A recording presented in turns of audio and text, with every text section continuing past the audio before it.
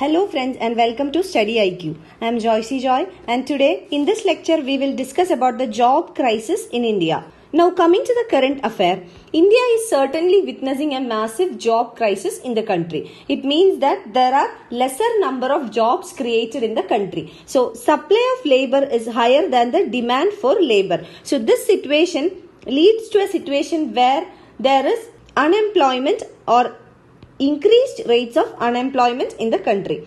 Now, this is the situation of job creation in India, but the government is continuously denying that there is a problem of job creation, but instead government claims that the problem is with the wages. So, there is no problem with job creation, but instead there is a problem with the wages of the employed. So in this lecture we will analyze both the sides, whether there is a job crisis in India or is it a wage crisis. So we will analyze this in detail.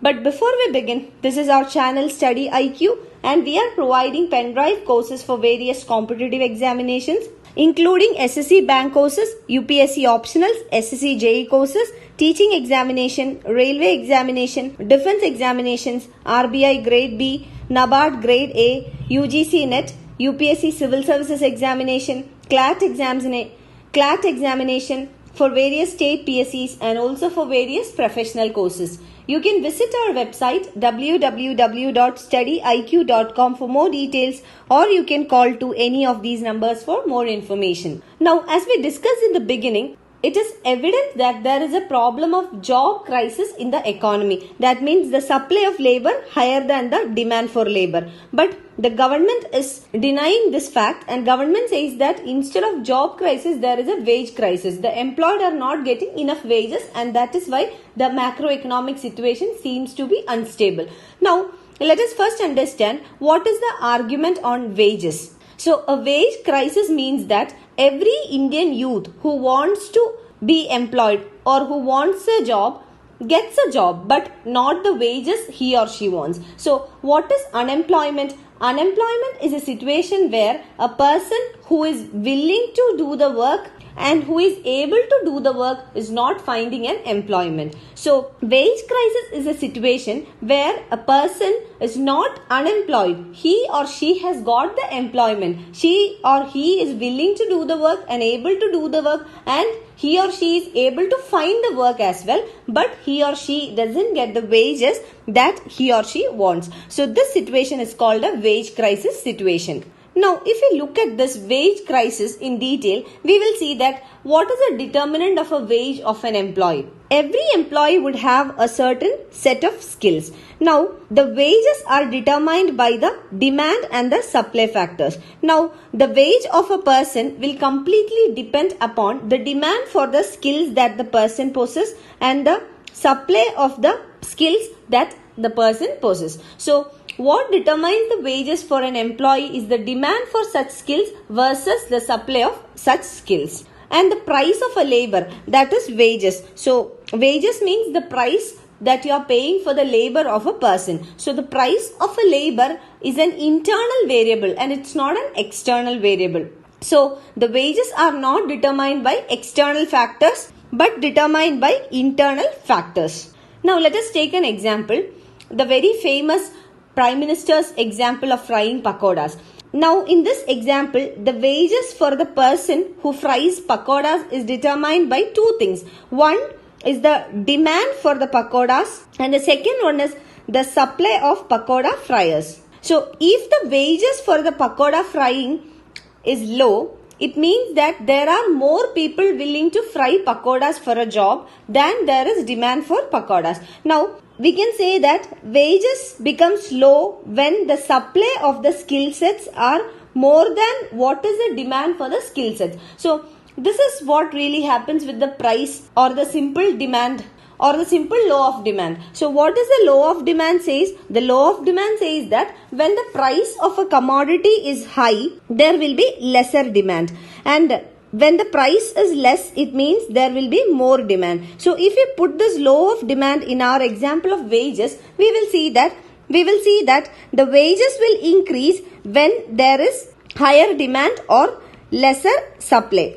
Now the wages will come down when there is lesser demand, or we can say higher supply. So essentially a wage crisis is associated with a job crisis. The wages will go down only when there is excess of supply of labor in the market. So with this illustration, hope the concept of wage crisis is clear to you. Now coming back to the wage crisis, the economy is not creating enough opportunities for the large number of unemployed people. That is why the wages are less. So wage crisis, as we said, is associated with demand and supply. Now the supply is more and supply is more than the demand, and that is why the wages are less. So higher supply means that here the supply of labor or the labor force that is available for work is more than what is demanded in the market. So in that condition, what does it imply? It implies that the government or the policy makers are not able to create enough jobs or enough opportunities for people who are willing to work in the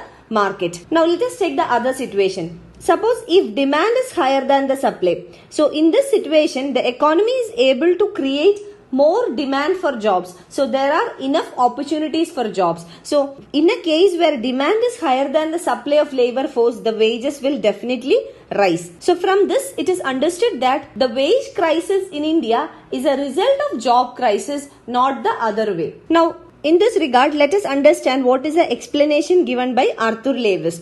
So he is a Nobel Prize winning economist from West Indies, and he explains the extent of issue of India's job crisis. So according to his explanation, in economies like India and China, where the population is very high, and those economies like India and China who have an infinite supply of labor because the demographic dividend is high, there tends to be a two-sector economy. So he explains the concept of two-sector economy. So in this two-sector economy, the first sector is capitalist sector and the second sector is the subsistence sector or the rural agricultural sector. Now the capitalist sector is also called the urban manufacturing sector and the subsistence sector is also called the rural agricultural sector.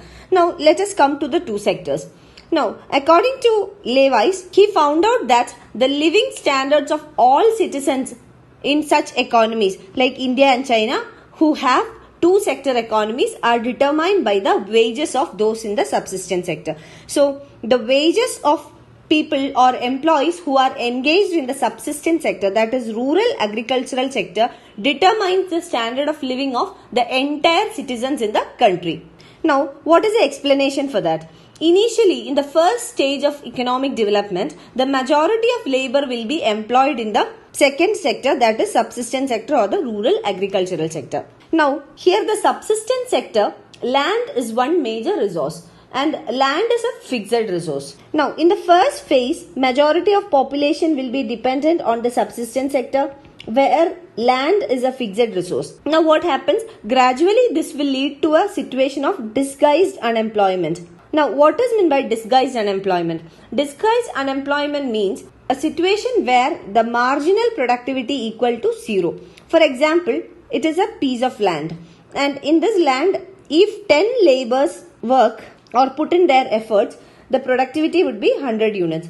Now, suppose 15 employees work in this piece of land, the productivity will still remain 100 units. That means with an addition of labor, there is no increment in the productivity. So here marginal productivity is zero. So this is disguised unemployment. So here only 10 people are required but 15 people are working. So the rest 5 people we can say they are disguised unemployees. So when the situation of disguised unemployment further broadens, what will happen?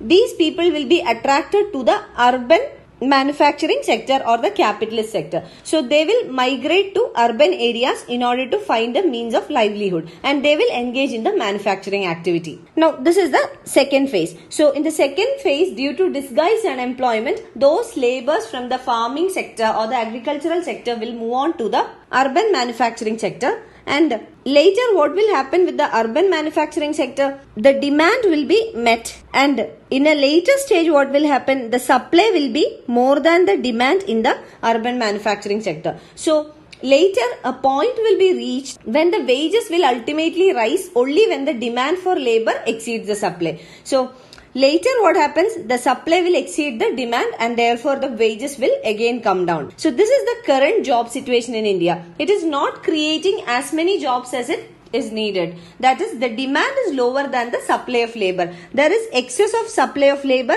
but the demand of labor is less than the supply of labor. That's why the wages have come down. So we can say that formalization is an outcome of economic development. It is not a cause for economic development. So formalization means formal sector employment increases. So it is a result of development. It is not that formalization will ultimately lead into development, but instead it is a result of development. So now we will see what is required or what is the way ahead. So we have from this illustrations understood that there is an issue of joblessness in India, and this joblessness has created wage differentials and leading to income inequality in the country. So this is not a unique case with India. Many developed countries as well as developing countries are witnessing the same problem of wage crisis and job crisis. So the government should first accept this fact, and government should move forward in finding solutions in order to create jobs in the country. That means the demand for employment should increase so that the increasing demand will be able to absorb the excess supply of labor. You can find the PDF of this lecture on my Facebook page, and you can also follow my page for more updates about my videos. And for any queries, you can write to me at joyce.studyiq@gmail.com. Thank you.